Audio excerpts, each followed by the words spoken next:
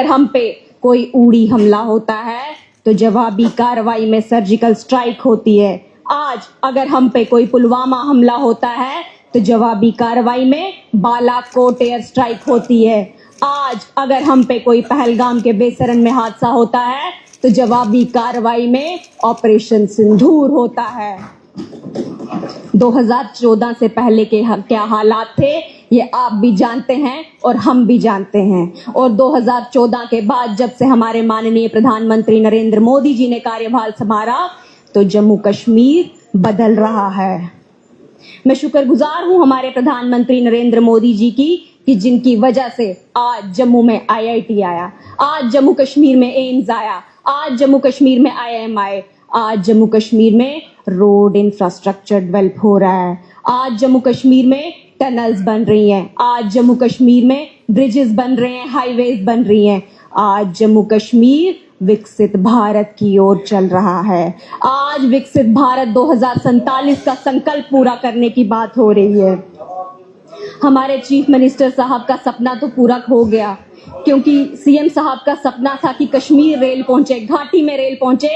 हमारे chief minister साहब का सपना तो प्रधानमंत्री नरेंद्र मोदी जी ने पूरा किया, लेकिन हमारे जम्मू कश्मीर के लोगों का क्या? आखिर उनके सपने कौन पूरा करेगा? मैं मौजूदा सरकार से गुजारिश करना चाहूंगी, हम सड़कें मांगते हैं, रेल नहीं मांगते, हम हवाई यात्रा नहीं मांगते, सड़क मांगते हैं, रोड मांगते हैं, लेकिन वो देने में भी मौजूदा सरकार की कंजूसी हर तरफ से दिखती है। बोलने दो ना, आपकी बारी में मैंने इंटरप्ट किया। बोलो मैडम। 2025 से 2026 आ गया, महीने नहीं बदले साहब, कैलेंडर बदल गया, असेंबली की जगह बदल गई, लेकिन मेरी मांग आज भी वहीं की वहीं है। पिछली बार जिस वजह से असेंबली की कार्रवाई रुकाई गई थी, आज भी मेरी कुंतवाड़ा की कांदनी टू ओली रोड की कोई कार्रवाई नहीं हुई, आज भी उस पे कोई टेंडर नहीं लगा। यहाँ टेंडर की मुबारकबादियां चलती हैं, पता नहीं हमारे यहाँ ये टेंडर क्यों नहीं होता।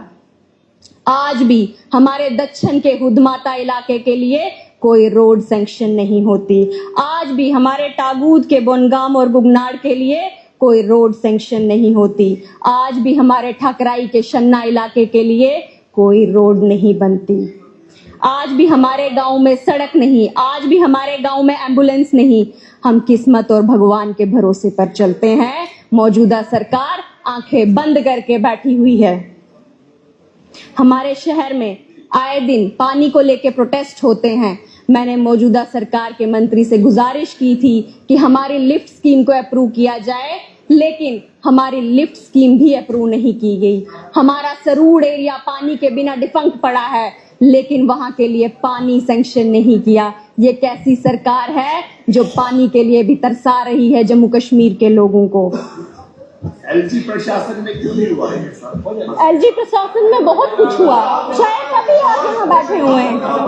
और ये बार बार LG साहब पे कमेंट्रियां करते हैं। ये पहली बार था जम्मू कश्मीर का जब चुनाव हुआ और शांतिपूर्ण तरीके से हुआ, नहीं तो पहले किस तरह के चुनाव होते थे आप भी जानते हैं, मैं भी जानती हूँ। मैं हमारे जम्मू कश्मीर के चीफ मिनिस्टर से पूछना चाहूंगी, हमारे किश्तवाड़ के पावर प्रोजेक्ट को लेके उनको काफी इंटरेस्ट है, बहुत सी बातें की उन्होंने पावर प्रोजेक्ट को लेके, लेकिन मैं उनको बता दूं कि पावर प्रोजेक्ट में एक भी भाजपा के व्यक्ति का रिश्तेदार काम नहीं करता। यहाँ पे असेंबली में सब लोग बैठे हैं, आपने हमारे नेता प्रतिपक्ष पे इल्जाम लगाए, कहीं बिना तथ्यों के इल्जाम लगाए गए। मैं आपको तथ्यों के साथ बता दूंगी कि आपकी पार्टी के कितने लोग वहां काम करते हैं। आप बात करते हैं, तथ्यों के साथ बता दूंगी जनाब। आप कंपनी वालों को बुलवा दीजिए, मैं तथ्यों के साथ वेरीफाई कर दूंगी कितने ठेकेदार नेशनल कॉन्फ्रेंस के लगे हुए हैं।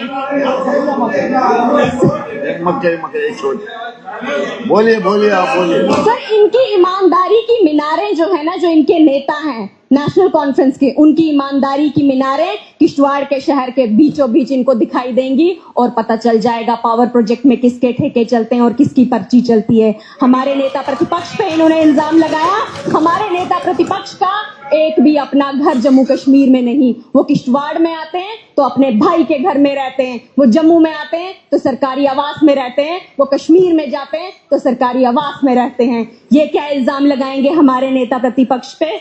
आपको मैं एक और बात बता दूं, ये गुड गवर्नेंस की बात करते हैं। इनकी पार्टी के लोग दिन दहाड़े एक स्कूल पे हमला करते हैं।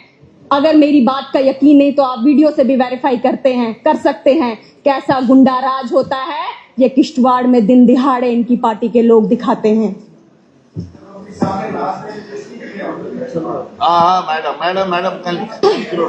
इनको परेशानी ये नहीं है, आप करो। इनको ये परेशानी नहीं है सर कि किश्तवाड़ में विकास नहीं हो रहे।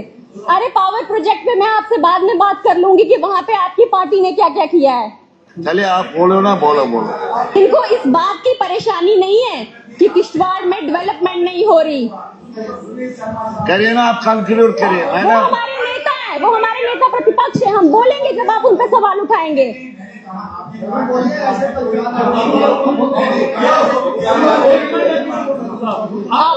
आपको किश्तवाड़ की प्रोग्रेस से कोई वो आपत्ति है, मुझे ऐसा लगता है, क्योंकि किश्तवाड़ में जब प्रोग्रेस और डेवलपमेंट की बात आती है तो सीएम साहब खामोश हो जाते हैं, यहाँ का मंत्रिमंडल खामोश हो जाता है। लेकिन किश्तवाड़ के पावर प्रोजेक्ट की बात आती है तो सब के सब एक के बाद एक हंगामा मचाना शुरू करते हैं। प्रॉब्लम किश्तवाड़ के पावर प्रोजेक्ट से नहीं, प्रॉब्लम एक गरीब माँ का बेटा यहाँ पे आपकी लेगेसी को चैलेंज कर रहा है। प्रॉब्लम इस बात से है, प्रॉब्लम इस बात से है कि एक शहीद परिवार की बेटी आके चुनाव लड़ती है तो आपके कद्दावर नेता हार जाते हैं और जीत भाजपा की होती है। आपकी प्रॉब्लम ये है, आप लीगेसी आपका बाप दादा का राज था जो वहां चल रहा था।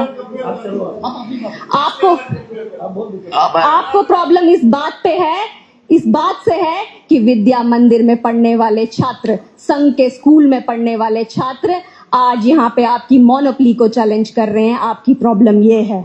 जब से ये सरकार आई है, हर तरफ मुझे 3 भी दिख रहे हैं, वो 3 भी एक है।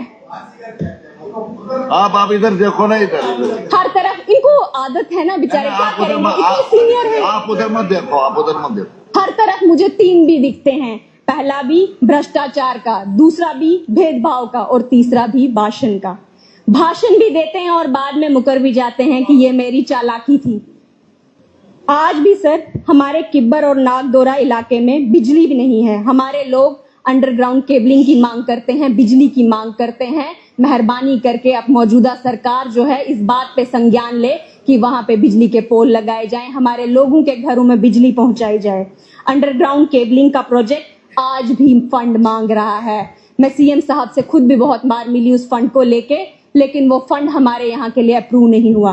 पता नहीं क्यों नहीं अप्रूव होता, इतनी क्या दुश्मनी है हम लोगों से। मैं विनम्रता पूर्वक एक सवाल करूंगी कि किश्तवाड़ किस राजनीतिक दुराग्रह का शिकार हो रहा है? किस वजह से आप किश्तवाड़ की डेवलपमेंट की फाइलों को एक जगह रुका के रखते हैं? मुझे समझ नहीं आता। हमारे किश्तवाड़ की डेवलपमेंट की फाइलें किस दफ्तर में, किस टेबल में, किस अलमारी में बंद रह जाती हैं जो हमारे मिनिस्टरों को दिखती तक नहीं। आपकी बजट में ई गवर्नेंस पे बहुत सी बातें हुई, लेकिन हमारे किब्बर क्यार नथनाला में आज भी लाइट नहीं, आज भी नेटवर्क नहीं। ये सवाल होता है सरकार की ई गवर्नेंस पे कि उन्होंने आज तक क्या किया। आपकी पार्टी यहाँ पर देखो मैडम 5 मिनट मैं रोकूंगा ना, 1 मिनट सुनो मेरी बात।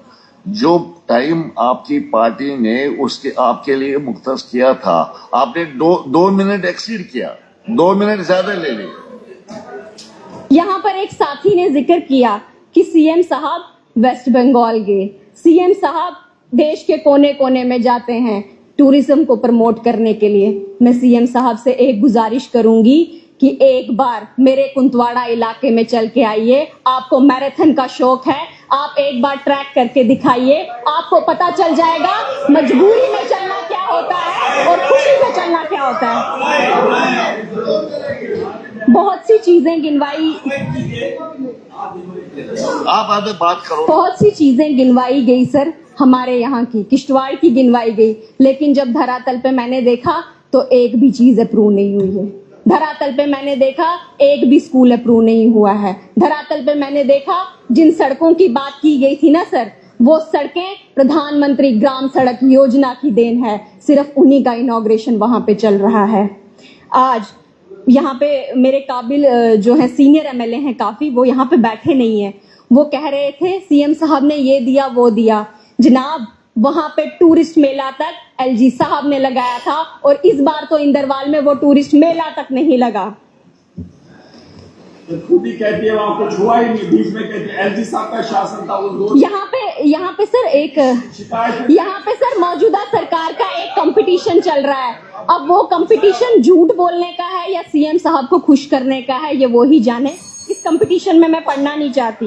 जब से ये सरकार आई है तब से हम सुझाव देते आए हैं। हर बार हमें प्री बजटरी कंसल्टेशंस के लिए बुलाया जाता है, लेकिन लगता है उस प्री बजटरी कंसल्टेशन में दोनों कानों का भरपूर इस्तेमाल किया जाता है, एक का सुनने के लिए और दूसरे का निकालने के लिए।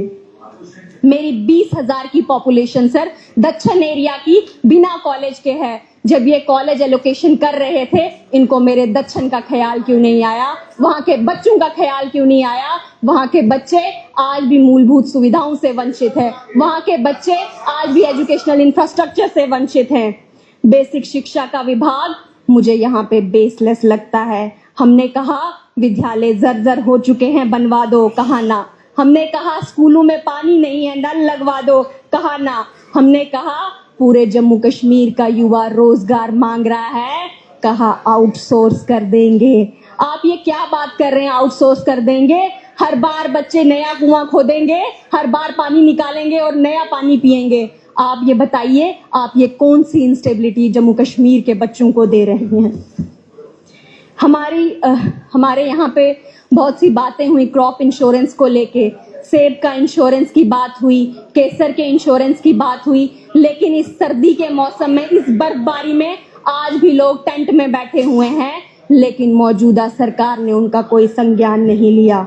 उनको किस तरह से हमने शिफ्ट करना है उसका कोई संज्ञान नहीं लिया गया। हमारे जम्मू कश्मीर में आज भी एमटीएस के 40,000 एम्प्लॉयज हैं और सभी स्टेट्स और यूटीज में उनको सेम पे स्केल मिलता है, लेकिन जम्मू कश्मीर में उनकी सैलरी में लेवल्स हैं और उनकी सैलरी बहुत को कम है। हमारे जम्मू कश्मीर के गवर्नमेंट एम्प्लॉयज को जो नॉन गेजेटेड हैं उनको उनके नेटिव डिस्ट्रिक्ट में प्लेस किया जाए। हमारे जम्मू कश्मीर के डेली वेजर्स के साथ इंसाफ किया जाए। हमारे जम्मू कश्मीर में जो बीडीएस करके बच्चे बैठे हैं, कृपया करके डेंटल सर्जन की पोस्टें निकाली जाए। इसके साथ ही हमारी आज की कार्रवाई खत्म होती है। अब हम कल